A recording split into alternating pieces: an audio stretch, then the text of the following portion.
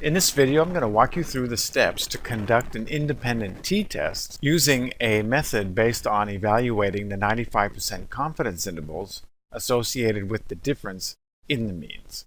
So this method is a perfectly legitimate approach to testing the null hypothesis of the difference between subjects' means, although I have to admit it's not the conventional way that people do it. People usually do an extra step, and they tend to possibly not even pay a lot of attention to the 95% confidence intervals. But I think it's a very important approach because it A, will help you understand inferential statistics, and B, it'll help underscore the importance of looking at 95% confidence intervals.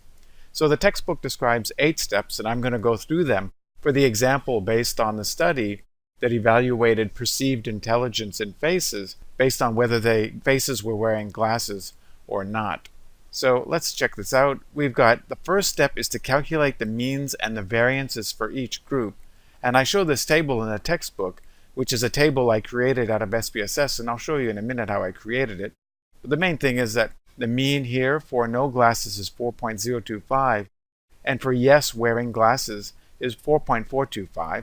So at least numerically, it looks like wearing glasses yields a higher perceived intelligence level. I don't know if it's statistically significant, and that's the purpose of doing this analysis. I also get the variances here, 0.589 and 0.661. I can show you how I did that. I actually split the file because I wanted to get 2 different groups, and I've got 2 groups here as whether they're wearing glasses or not. So split the file, compare groups, and put the glasses variable in there. And then I just wanted some basic descriptive statistics. So I went into frequencies and I put intelligence in there, and I clicked statistics, mean. I could just click variance and leave it at that because that's all I need. I don't need the standard deviation. But you can click the standard deviation as well because you might end up calculating effect size later, as I often recommend you do. And so here's the table that I got and reported in the textbook with the mean, the standard deviation, and the variance for each of the 2 groups. Now I'm just going to make sure I unsplit my file in case I do more analyses. Click OK and continue. So that's how I got the first step. Really easy to do that. If you had to do it by hand, it would obviously take longer, but doing it in a software program take you less time. So the next step is difference between means. No glasses was 4.025 and yes glasses is 4.425. And so that's really easy to calculate as a difference score. Let me just get rid of this and let's go 4.025 minus 4.425 gives you negative 0.400. So that's the mean difference. And the whole purpose of the analysis is to determine whether this difference is sufficiently large as to suggest that it probably happened beyond chance, as they would say, that there is a statistically significant difference between the means. And I don't know if that's true or not. The null hypothesis states that there is no difference between these 2 means except what you might expect based on sampling fluctuations. Because you've only got a sample size of 40 in each group, weird things can happen just by chance. So I have to evaluate the probability of that, and in this case I want confidence level of 95%. So third step is really the core of inferential statistics, which is to estimate the standard error. And in this case, it's the standard error of the difference between 2 between-subject means. And the formula for that is the variance for group 1 divided by the sample size of group 1 plus the variance of group 2 divided by the sample size of group 2. And then once you sum those 2 ratios, you square root the sum. Now something I'm going to point out is that the standard error of an individual mean is very similar to the standard error of the difference between 2 sample means. Look at the standard error of the mean, which I covered extensively in another chapter. It's the standard deviation of the sample divided by the square root of the total sample size. Now the difference between the standard error of the difference between 2 means, symbolized like this, looks like we're dealing with variance rather than standard deviation, which we are, but we ultimately square root the sum of the ratios, and that puts it back into standard deviation terms, if you will. So the differences are more apparent than real. The standard error of the difference between 2 means is still a standard deviation, just like the standard error of a single mean is a representation of a standard deviation. So getting these values is really easy. I got them in the first step, which is calculate means and variances. I don't need the means yet for the standard error of the difference. The means do not come into it. So I've got 0.589, which was the variance associated with that first group, 0.589, and 0.661 for no and yes glasses respectively. And so here I've got 0.589 and a sample size of 40 in the first group plus 0.661 divided by 40, and I'm going to square root that result. So here I work it out, and I'm calculating to very high levels of decimal places because I want to get high accuracy, and I get a standard error of the difference between two between group means, or between subject means, however you like to say it, equal to 0.177. So that's a standard deviation. It's the expected standard deviation of the differences between two sample means when the null hypothesis is true. So we're going to get deviations in samples just because we have sampling variability. Now, here are the actual distributions associated with the data in this example study where the researchers looked at not wearing glasses and yes wearing glasses, so people evaluating the faces. And it was rated on a scale of 1 to 7 from memory in the study. And we can see that the difference doesn't look very big, does it? I mean, these two distributions look like they could be coming from exactly the same population. It's just this tail over here that's kind of pushing things on the other side. But basically, when you look at this, this could happen by chance. You're just pulling it from the same population of male faces, and whether somebody wears glasses or not makes no difference.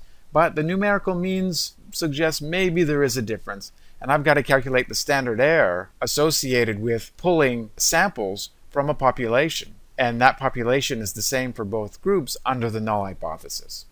Well, we don't know for sure yet because we have to do a little bit more work in order to get 95% confidence, rather than, you might recall from the standard error chapter, that this would only be 68% confidence if I use this value in the procedure that I'm showing you now. I want to get 95% confidence, not 68% confidence. So the next thing I got to do is I got to calculate degrees of freedom, and I do so by using this formula for the independent sample t-test, or the independent sample confidence intervals for two between subjects means, and it's n minus 2. Pretty simple. You got two groups, and so you're subtracting the total sample size by 2. So I emphasize here it's the total sample size. It's not the sample size of one particular group. And in this case, we have 40 in one group and 40 in the other. So our total sample size is 80. So the degrees of freedom are 80 minus 2, which gives you 78, which I didn't write here, but it would be 78 degrees of freedom.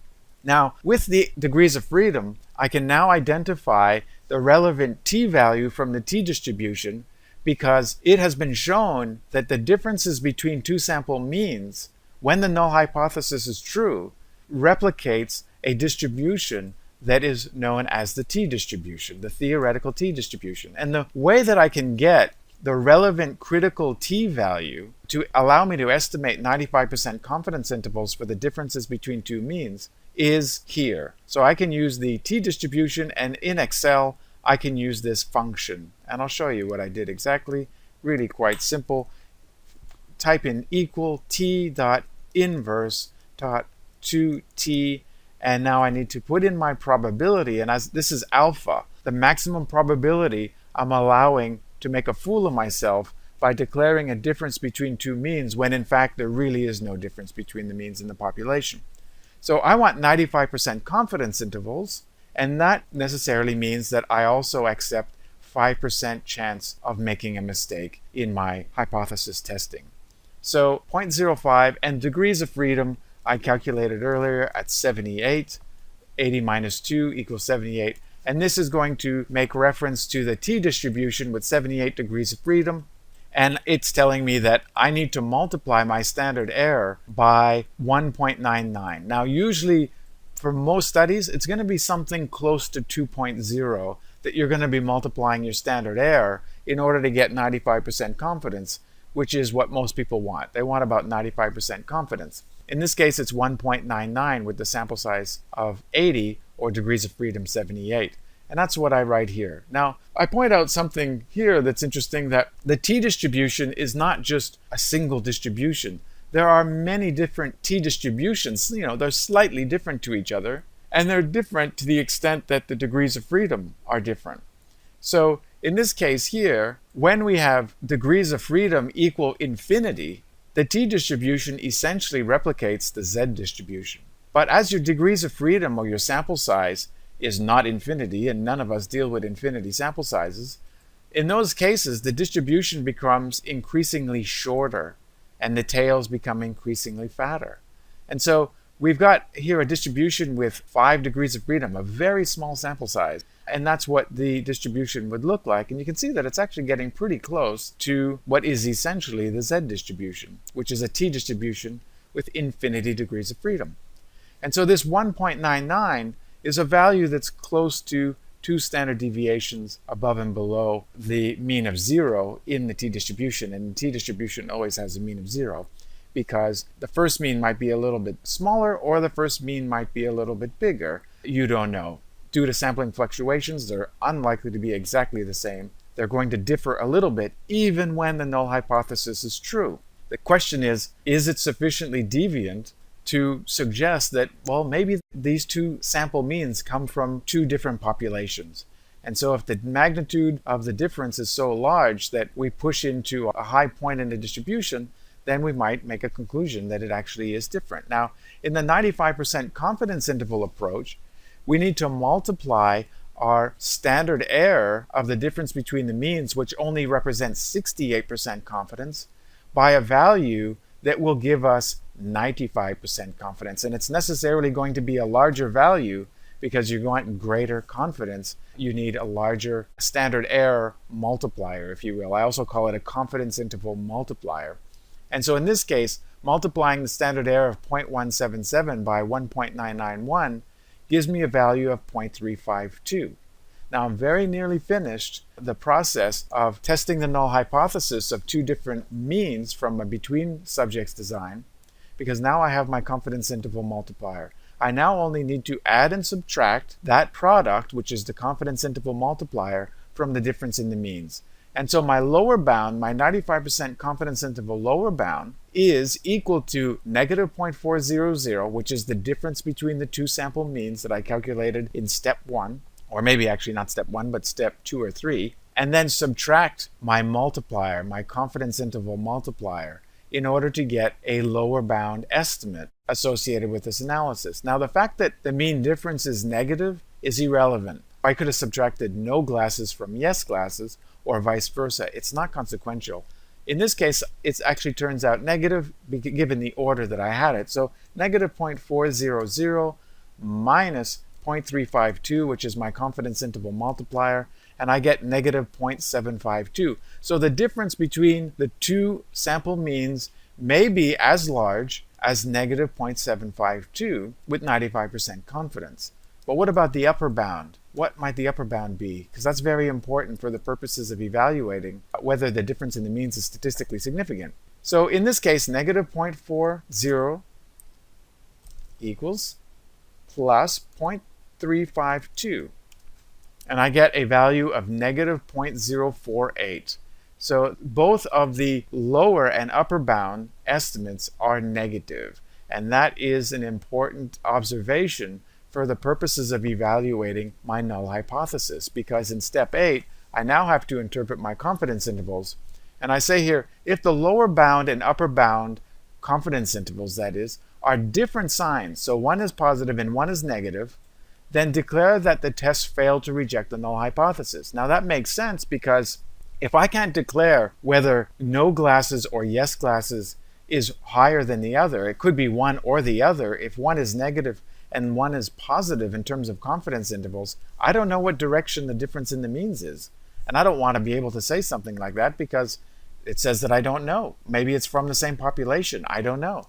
But if the lower bound and the upper bound are the same sign, either negative or positive, then I can declare that the null hypothesis of equal means has been rejected.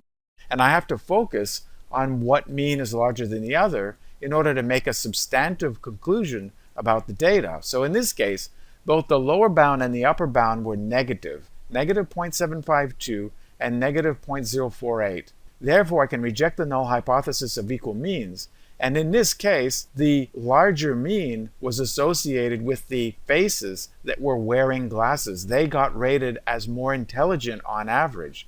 So faces with glasses on average are associated with higher perceived intelligence with 95% confidence, and it's somewhere between negative 0.752 and negative 0.048 with 95% confidence. It's not 99% confidence, and it's not 90% confidence, it's 95% confidence that if I redid this study many times over and over again with different samples of 40 in each group, I would expect 95% of those studies to produce differences in those means equal to somewhere as large as negative 0.752 and something as small, this is small, it's getting close to zero, it's worrisome, but it's still negative. I can reject the null hypothesis of equal means between these two groups. Now, this is one approach that I think is insightful for the purposes of evaluating a hypothesis of the difference between two means.